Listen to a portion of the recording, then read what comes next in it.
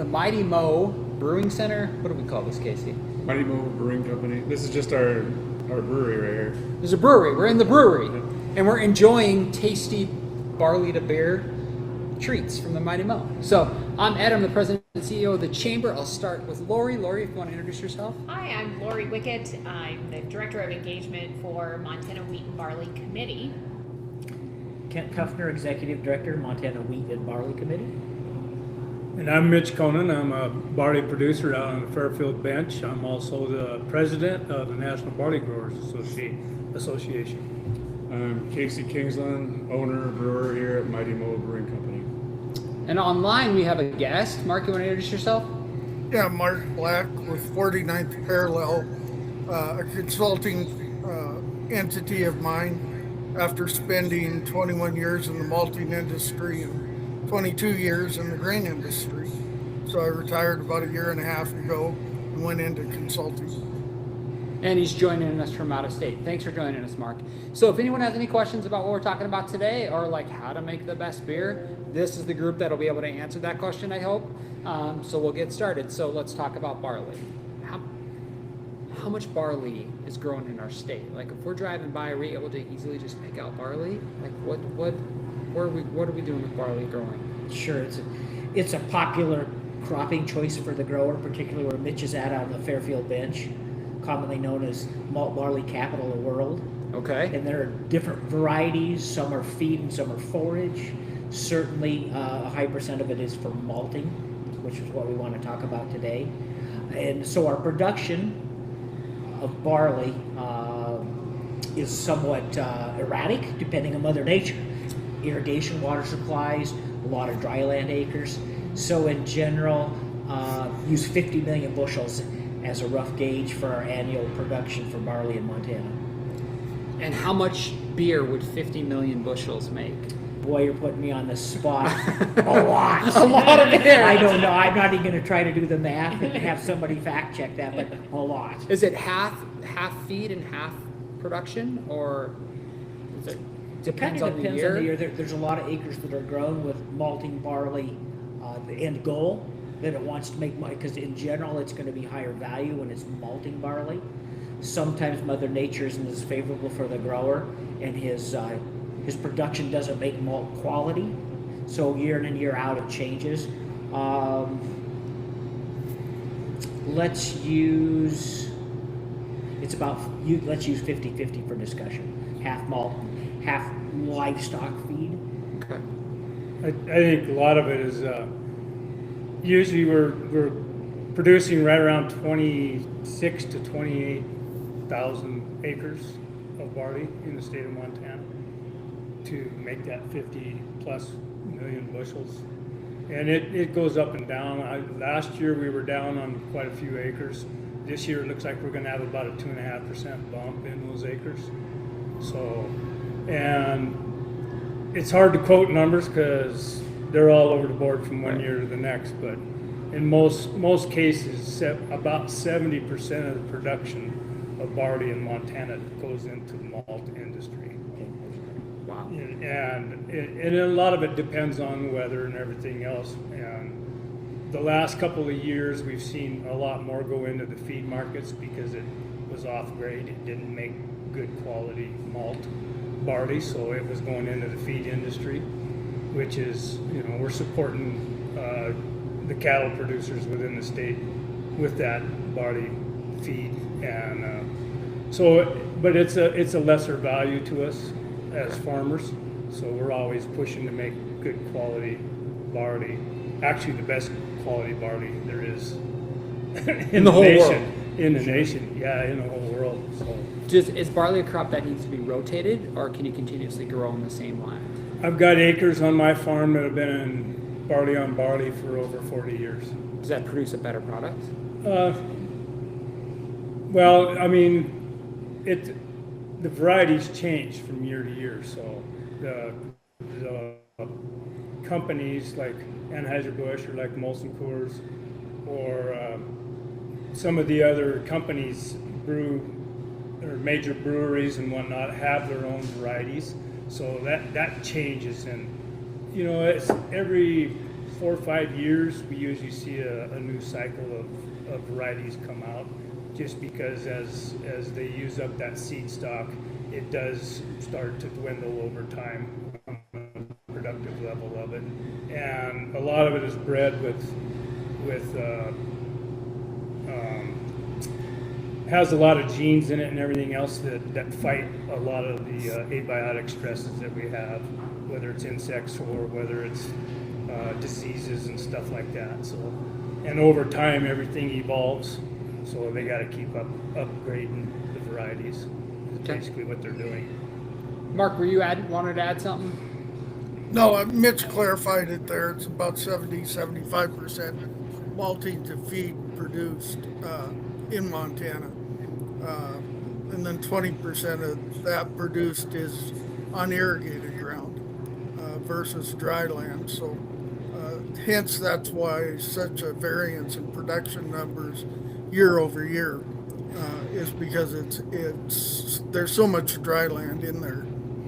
The other thing, I believe on your question of how much beer will that create, over a napkin with another consultant for wheat and barley, we figured it's about 750 million beers. 750 million is what he said. Holy moly, he's overcalculating.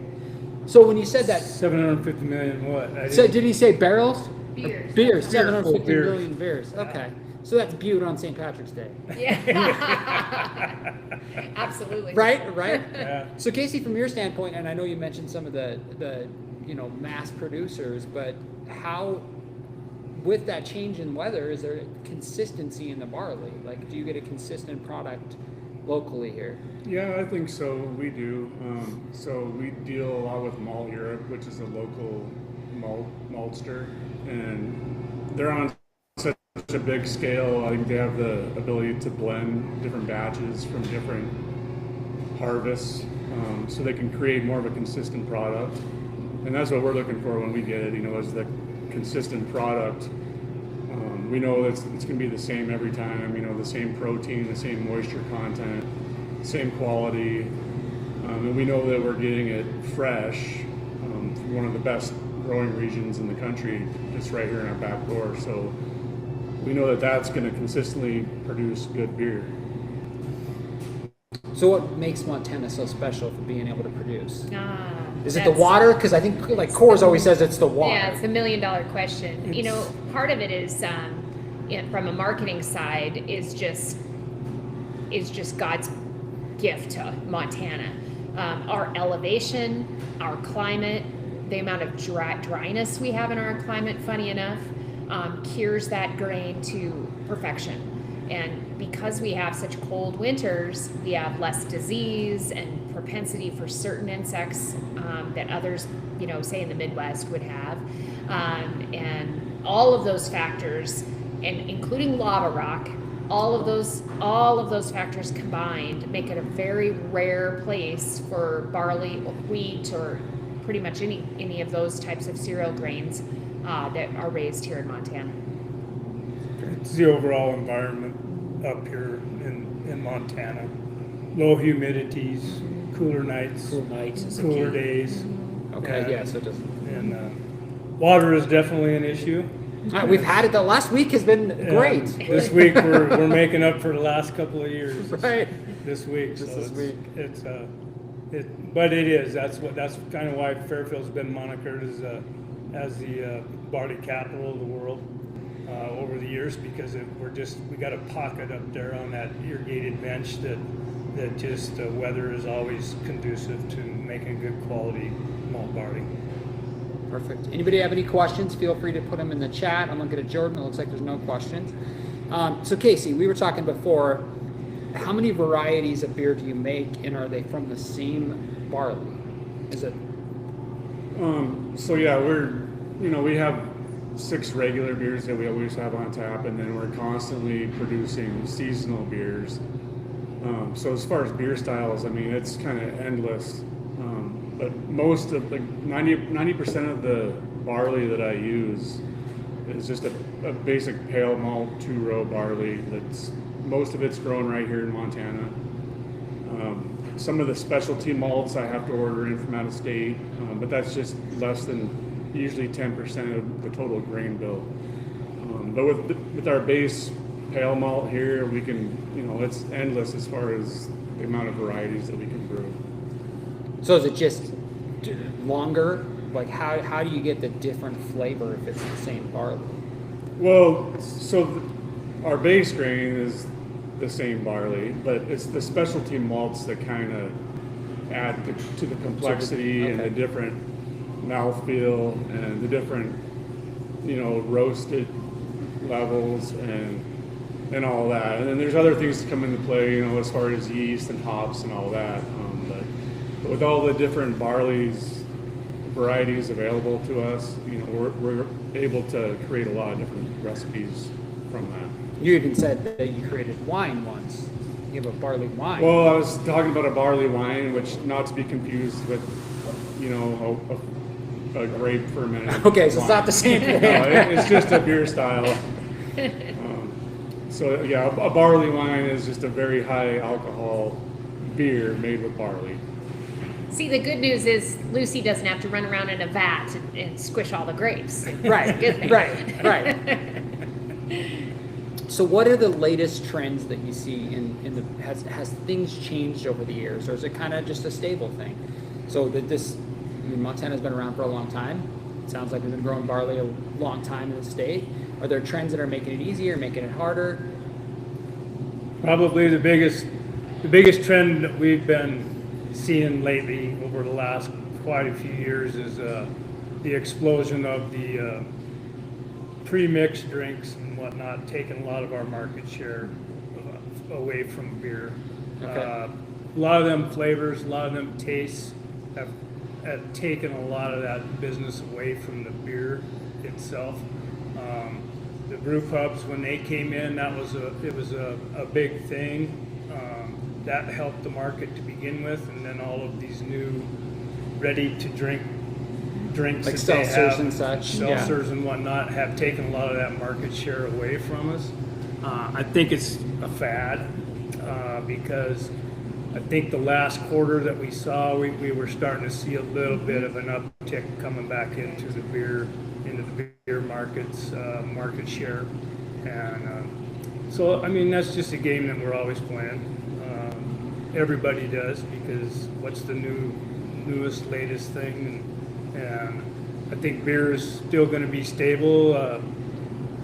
You got our grandfathers or great grandfathers brought it from the old country, and that's what they survived on, and I think that's what will continue on eventually. So, and as long as we got guys like Casey that are willing to experiment and come up with new flavors and new different kinds of beers, I think that'll help us keep the market strong. Yeah. And Casey's come up with some unique ones.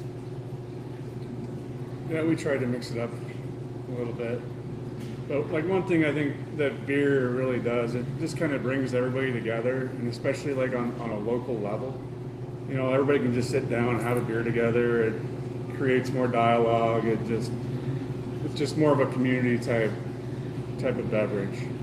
Yeah. I'm so glad Casey brought that up, because while we're all tired of the broken record of COVID, COVID really smacked the beer industry hard.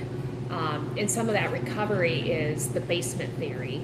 And there's been recent connections, particularly studies on men who would normally gather around in a pool hall and drink beer together, and that's how they socialize and create bonds. And we have a distinct departure from that going on in this country. And so there's a lot of interest in what is it going to take to return the social aspect for men back to what is probably more healthy for men to, joining together and sharing their day and work life and relationships. And then beer is a really funny part of that story, but a very key part of that story of gathering for the male folks in our country. But we allow females. I know. It's so nice. Yeah, and I think that's a point that, I mean, until you brought it up, I wouldn't have thought of. Just, Yeah. I mean, you think about it, but in general, just that is a gathering thing. It brings people together, whether you like a darker beer, whether you like an IPA, which I think is disgusting, or whether you like a lighter beer. You know, you have multiple choices to have, especially here with what you do, Casey. So what else is barley used for? We talked about feed, we talked about beer. You don't sell the product completely. Where does it go? Well, of course, we emphasize malt barley, that's what we want to talk about today. Yeah. But certainly there are other uses. There's a food barley component. It's a very healthy choice for in different foods. Pet foods, it's a big deal, particularly in dog foods. Okay. And there are other minor uses beyond that we can consider, and we kind of emphasize at the Wheat and Barley Committee, trying to prop up demand for barley. That's one part of our mission.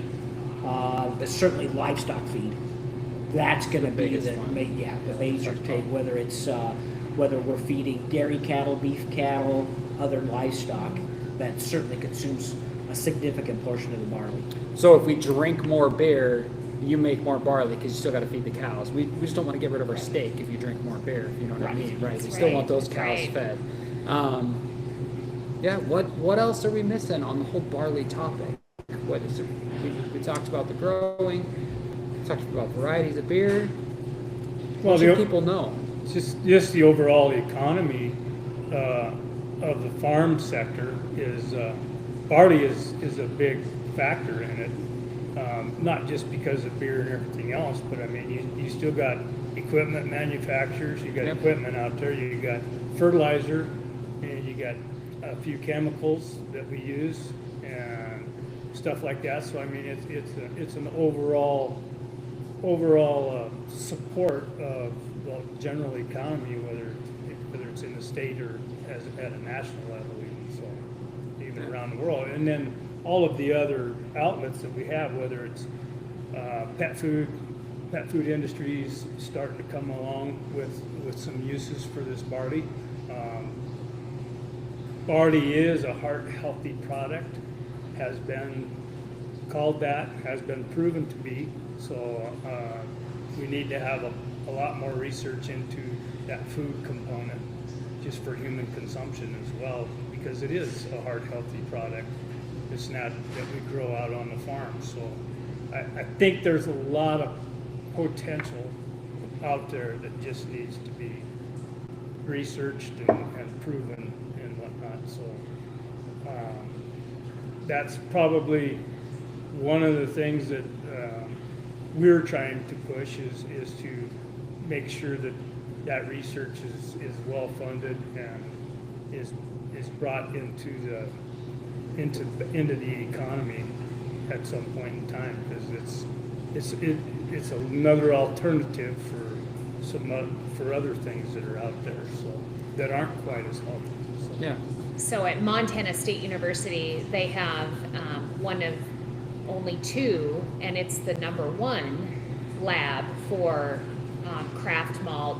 It's a brewing lab, and they have upwards of, I think it's 25 or 30 different entities across the country and internationally as well that ask for their malt to be tested in their malt lab. It's a fantastic opportunity for the Casey's of the world to be able to hone a better product. And we're really proud of that from a state perspective and the economy that we all talk about so much, because I think one thing happens for our urban consumer is they understand the farm to table a little bit because Right. they've heard the buzzword, but they don't really know it. And our job is to make sure that we're educating consumers as much as we are educating our growers for different issues. And that farm to table is not something distant. You can drive 2.5 miles east of Great Falls and be in a barley field right now and actually touch it and smell it and see it in full harvest, or when it's little bitty and growing. And with all of that comes that sensory understanding of connecting the soil of all of us to the food in which we eat. And we don't talk about that enough, about the stewardship, the care and the concern that growers put in so that Casey has the very best product on the shelf that he can brew. So, and I don't know, Mitch, if you want to chime in on that a little bit about the quality of that stewardship you all put in. Well, and that all kind of relates and kind of grinds down to the sustainability of, I mean, I kind of stuck my nose in it when I said, you know, we've been barley on barley for 40 years. Well, if we're not sustainably farming that ground, making sure that we're keeping it in good shape and not abusing it and whatnot, we wouldn't be where we're at. We wouldn't be able to do it year after year on that ground. So we care for that soil, make sure it's in the best shape that we can keep it. And through a lot of different tillage practices and everything that have come out throughout the years, whether we're going to no-till practices or minimum till practices, we're always, that soil is our number one input that we have into these crops. So unless we keep that in good shape, we're not going to have a good crop. And so that just goes right along with all of the rest of the varieties, different varieties that we have and everything else. It's just one big equation that we have to keep solving year after year, and it works for us. So. But that's the big thing, and you know, I hate using them buzzwords anymore because I've heard them from one end of this nation to the other. But that's basically what it comes down to until we find another word for it. Right. But so you know, all of the new technologies and everything else that we've had have helped us with all of that as well. So Yeah, and the research too. Sounds Yeah, like it's and the helping research. a lot. Yeah. People may not understand what the word variety means. So if you think about it, with your dogs, there's a Labrador or there's a Bulldog. That's a different. You could call that a different variety, sort of, kind of, compared to you know, what we're dealing with in barley or any other cereal grains. So that if you're out shopping for a dog, or Yeah. you go and pick a dog up at the animal shelter, you might have something in mind that you want, something that's kid friendly, okay? Or you might want a dog that's protective. Barley's no different. They're sourcing varieties specific to maybe a contract that they've made with the recipient, or maybe Casey has said in his conversation with someone through the malt house, we really want to see a flavor go this direction, or we want a performance level to move, and Casey can speak to this a whole lot better than I can, in a certain direction. Maybe it's timing, maybe it's an evolutionary thing within the genetics of that particular variety that can churn out something different than what they have had. And those innovations are critically important to Casey being able to sell beer. I don't know, Casey, if you want to share on that. Yeah, so like we do have a good relationship with Malt Europe, and you know, we can, if we have any problems, we know that we can call them, and if there's an issue, you know, it's fixed right away, or they'll always have a solution to whatever we need. If there's a different variety that we're looking for, you know, maybe we want a little more body in our beer, or a little more color to the beer. You know, we can talk with them, and they'll put us in the right direction as to what, you know, what strains of barley we might use, or to what level of that they're malted. So there's different levels of malting also. So there's a lot of different things that come into play, not just the variety of barley, but how it's actually malted. So there's a lot of different things. Once I get it, you know, that we can determine the flavor of the beer and whatnot. That's one other thing I want to touch on was, like, it doesn't just stop with us. Like, it's the consumer in the tap room, the people actually enjoying the beer. The barley doesn't stop here either. Like, once we're done with it, we give it to a rancher and he feeds it to his cows. So it kind of helps everybody, on a state, not only just a statewide level, but also just real local. And I think that's why a lot of people like connecting, on a local level, having a craft beer, because you kind of, everyone's just kind of helping each other out throughout the whole process. It does make a full circle from the farm Back to the back to the farm. Yeah. Eventually, and then, Yeah. Mark might have some other insights there. He's been in this overall business as well for multiple years. I won't say how many, Mark, but Thank you. know if you got an idea or two. Yeah, it is a unique grain where it does go full circle from the farm direct to the malt house, to Casey, to the brewery, and then the spent grains are fed back into cattle and out into the fields. So it is very unique that way and helps the economy in several different ways and sources. And even the malt byproducts out of the plant there goes into cow-calf pellets and into direct cattle feeding. So it is an interesting product that way. Yeah. We had a tough time hearing him, but Jordan said everything was good. Thanks, Mark. All right, so as we kind of wrap up, Jordan, we get any questions here? There's an event coming up, Casey, that has to do with this product. Yeah, Craft Beer Week. Yeah. So Yeah. that's an important kind of full circle as well. Yeah, so there's a lot of there's some tap takeovers and some beer and food pairings. And we do a golf tournament, and then it all culminates with a brew fest on, I think it's June 13th. Yep. So, yeah, Brewfest is right downtown Great Falls, and yeah, it's usually a pretty good turnout. And then we have beer judges that are flown in from around the country to judge all the different beers that are entered in the competition.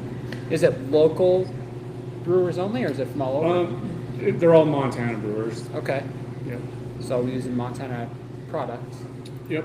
So, yeah, we won the golf tournament last year. I wanted to throw that out there. And we used to have, and I don't know if this is still the case, Casey, but we had the most brewers per cap, didn't we, in Montana? We had the most brewers. We were close to at one point. I'm not sure we're still up there. Yeah. I know, like Colorado, Vermont, and Washington or Oregon are kind of up there too. Yeah. It kind of flip flops from year to year. Gotcha. So Yeah. And that's like barley production. Montana is number one in the nation for acreage of barley production, but we're usually number two behind Idaho for overall bushels grown, because most of the greater percentage of their barley is grown on irrigated land, where we have quite a bit of dry land here. So Which means rain fed. yeah, Yeah. and I've attended the Brew Fest down here in Great Falls. I've also attended the National Brew, what do they call it?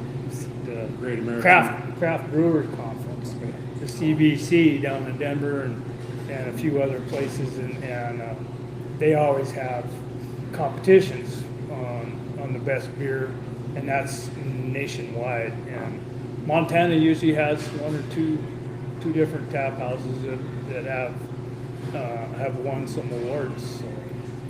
So it's I guess it'd be pretty prestigious when they get to that level. Yeah. It'd be It's deal.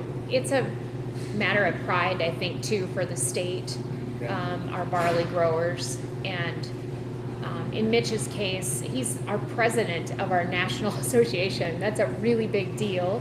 And we will celebrate Mitch here in a couple of weeks. So right after all the Brewfest activities, we'll roll into the National Barley Growers Association summer meeting here in Great Falls. Oh wow, big deal. Yep. So people from all over the country, or the world and the country? All over the country, for sure, mostly Idaho, Washington, Colorado, Wyoming, hopefully Minnesota, North Dakota, Okay. and our folks that are back in Washington D.C. So Yeah. our lobbyists. Big month for barley in June, it sounds like. Big Yeah. month for barley. Yeah. We have declared it barley month. Barley month. All right, well, we didn't get any more questions here. I thank you all. Thank you, Mark, for joining us via video. If you have any more questions, you can just submit them on this video and we'll answer them or get them to the people who can answer them. And if you have nothing going on next week, still sign up for different events for the Brewfest. I know it's not necessarily your thing. Yeah, or just come downtown on the 13th. Yeah, I mean, there is an event page, craftbeerweek.com, I Okay. believe, and then so you can get on there and check out all the different events throughout the week. And then, like I said, it all ends with the Brewfest on the 13th. On the 13th. Yeah, and raise a glass, Raise everybody. a glass. Thank you all. Yeah. Thanks Thank for the you. first No Ag barley, no podcast. beer. No barley, no beer. Bye, Mark. Thank you. Bye.